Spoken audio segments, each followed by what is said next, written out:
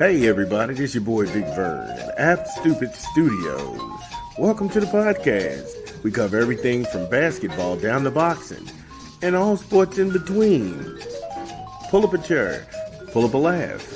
Come and kick it with us as we talk about the best in hip hop and sports entertainment history. It's your boy Big Vern. Let's have some fun.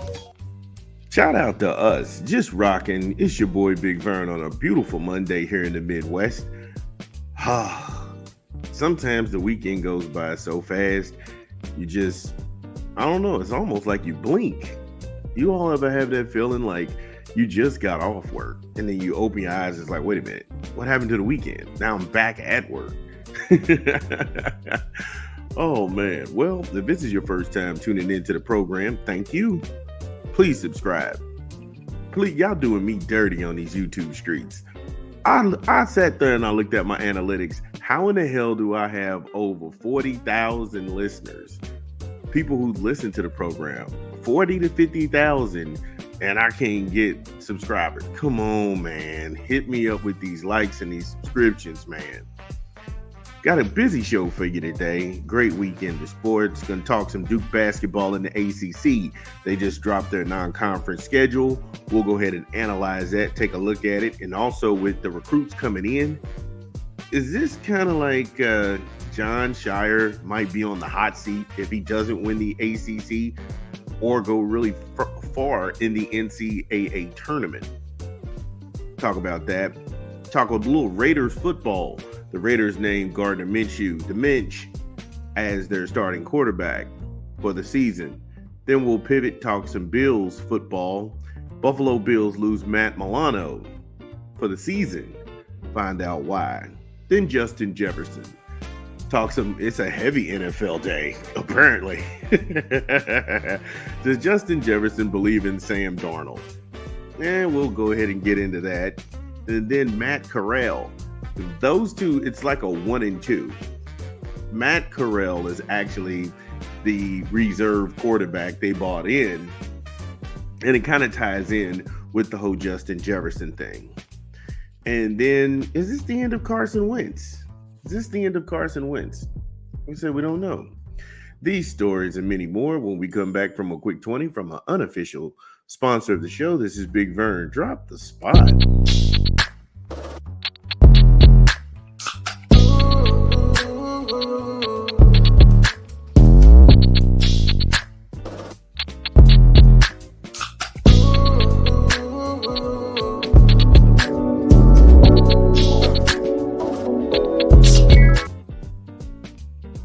Yes, BK, have it your way. Download the app, order online, or visit the good folks at your local Burger King. BK, have it your way, because you rule. So, just going to go ahead and jump right into it. The Duke Blue Devils, they released their non-conference schedule, and look the hell out. I mean, damn. Is it just names on here, or are these legitimate programs that could give the Blue Devils a run for their money? Now, this is out of Yahoo Sports and Rod Boxley. Duke basketball, they've released their non-conference schedule. It includes games against Arizona, Auburn, Illinois, Kansas, and Kentucky. Kansas is going to be Kansas, But Shannon Jr., he left Illinois. So I don't know how competitive that game is going to be. Kentucky's in a rebuild. They just got a new coach in Mark Pope. He's doing some good things. He's recruiting for the future. He's not resting on his laurels. He's got some quality guys in there that can shoot it. They can pump up a lot of threes. I think he's got a lot of excitement in Lexington. Hopefully, he can turn that ship around and start winning the SEC again. I don't know. His predecessor is also in the SEC as well, because he's coaching at Arkansas. And guess what? He has blue chip. He's got those kind of personnel on the staff as well. So you just don't know.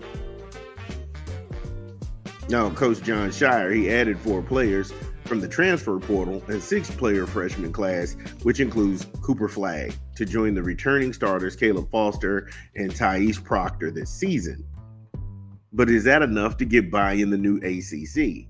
Louisville has a coach who is relatively unknown. Jim Larinaga has guys down in Miami who are putting up shots. And Syracuse is going to be what Syracuse is going to do. We already talked about Hubert Davis getting a guy from Georgia Tech and him retooling. Not to mention what Tony Bennett is going to do in Virginia. See, these are all basketball talks. It's easy for people to come out here and say, oh, this sucks or that sucks. But we're not going to do that. We're just asking questions. And sometimes you'll get a real question, a real thought-provoking question. Is this enough? Is this enough in the new ACC? I just don't know. Syracuse is a mystery as well. You don't know how Syracuse is going to react. Are they going to be any good? Are they, because I really haven't done a deep dive, but they also really haven't made any waves. After a pair of home games against Maine, November the 4th, and Army, November the 8th, Duke heads to Atlanta for a matchup with Kentucky on November the 12th as part of the Championship Classic. And we'll get more into that when we come back from a rap album we're promoting this month. This is Big Vern at App Stupid. Drop the spot. Yo, you're not going to believe this, but we got another hip-hop pick. Da-da-da-ba-ba. Freeway, Jake 1. The Stimulus Package Part 2. In stores now. Get it where you legally consume music, whether it's Apple Music, Google Play, or Spotify. Favorites on the album: Time, Philly, Ringin', and Heartbreaker. Many more. Get the album. It's out now. Shout out to Freeway and Jake 1. The Stimulus Package Part 2. I love that. I love that Philly joint. That's crazy. I was banging that last night. But when we last left off, we were talking, go get the album. It is hot. It is hot. But when we last left off, we were talking about Duke and Kentucky and Georgia at that championship classic. The Blue Devils, they're 8-5 in that event, including 3 wins against UK. Duke has won 5 of its last 6 games against Kentucky. So you're starting to see where this really isn't a rivalry like it was in 1992. That's still considered by a lot of spectators as the greatest game ever played. I remember where I was at when I was watching it because my aunt, God rest her soul, she is the most avid Kentucky fan. And at that time, me and my brother, we just happened to be Duke fans. I mean, not anymore, but him more than me. He's diehard. And Grant Hill throws that basketball the length of the court, and Leitner hits that turnaround fall-away jumper, kills Kentucky, just kills Kentucky. And just even talking about that just leaves chills up and down my spine. That I had that memory from that long ago where I knew exactly where I was at when I saw that shot. And I know me and my brother was screaming so loud. It was almost like we couldn't hear anything for a hot minute to 2 minutes because we were just like, it was crazy. It was crazy. March Madness. I love it. Yeah. So they'll be in that one. And then on the marquee matchups in 2024, Duke and Arizona, they put a show on inside Camden Indoor Stadium last year. The Wildcats prevailed 80-73 victory with former UNC guard Caleb Love knocking down free throws in the closing minutes to put the game on ice. Now, Love is back to welcome Cooper Flagg and the Blue Devils to the McHale Center on November the 22nd. Duke hasn't played at Arizona since 1991. This was around the same time as that game. And I actually didn't know that because shortly after that 92-93 season, I think when Grant Hill left and went to the NBA, then, I was kind of flirting with the Arizona Wildcat team because I remember that team. The Mike Bibby, Mal Simons, Michael Dickerson, AJ Bramlett. I remember that team. Yeah, they were crazy. But yeah, Duke hasn't played in Arizona since 1991.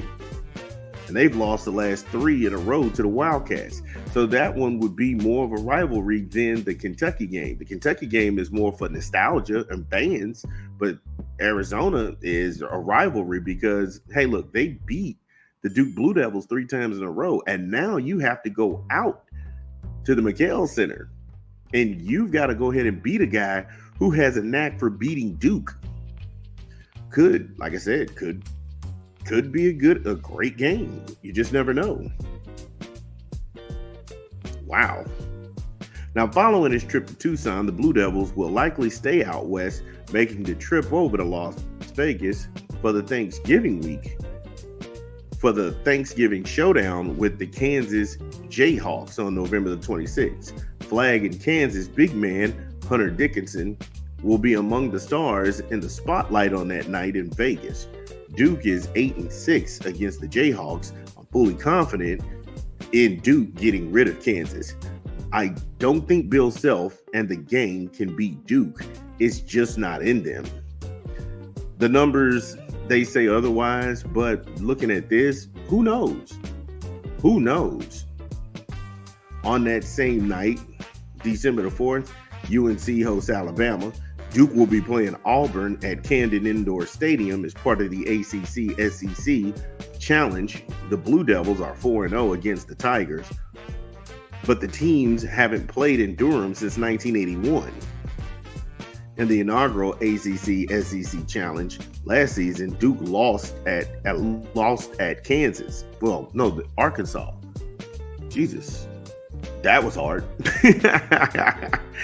So they lost at Arkansas. Now, this is another uncertain game because it hasn't been a thing since 1981. I was 4. Also, Bruce Pearl plays the style of basketball that gives Duke fits, chasing guys off the perimeter, a lot of pick and pop, pick and roll, up screens, backdoor cuts. Kids need to have their head on the swivel when you go and play Auburn, because you just don't know where it's coming from. Yeah, they can jack up the 3. Yeah, they can go ahead and light it up from the midi. But if you're going to go ahead and you're going to try and trap these guys, they have that extra pass. It's kind of like watching Jokic play. Jokic is going to get his offense going, but as a center who can pass and see the floor, I think him and Joel Embiid are like none other. Not saying that Auburn is on that level, but they do make the right basketball play to break momentum. So it'll be nice to go ahead and check that out. The final non-conference game of the season, Duke will head to Madison Square Garden to play Illinois February the 22nd. And it's scheduled in the middle of the ACC play, and there will be the Blue Devils' first non-conference game in February since hosting St. John's in 2019, a pair of Elite Eight squads last season. Duke and Illinois haven't played in the Fighting Illini, and they earned a 15-point win at Cameron in 2020. So they've lost to Illinois. I don't think that they'll lose again because Illinois hadn't made any waves. Illinois and Syracuse haven't made any waves about anybody coming into the program or anybody opting out and taking NIL money and transferring. So it's very hard to pin them down and say, oh, okay, well, this should be a game. The Devils have won 5 of their 8 games against Illinois. So, like I said, them having a lifetime advantage over these guys, and they have so many weapons going into this game, it's not going to be a game. I thoroughly know it's not going to be a game. But if that's the case, where do you sit on that, Duke fan? Are you impressed? Because the Cooper Flag has so much around him, has so much hype around him. If Shire can't cash this check, is he on the hot seat? And that's a legitimate question. If he can't cash this check, is he on the hot seat? Because it's just as they were talking about the Kansases, Arizona, the Kentuckys, Auburn. They do have those are just the names on there, but there are other out-of-conference games. Lincoln, I don't know where that's at. Maine University, Wofford, Seattle University, Incarnate, the Word, George Mason. Just a lot of uncertainty. But Duke fan, let me know what you think. Is it over if you all don't win it all this year? Are you looking for a new coach? Much more to come. This is Big Vern at App Stupid.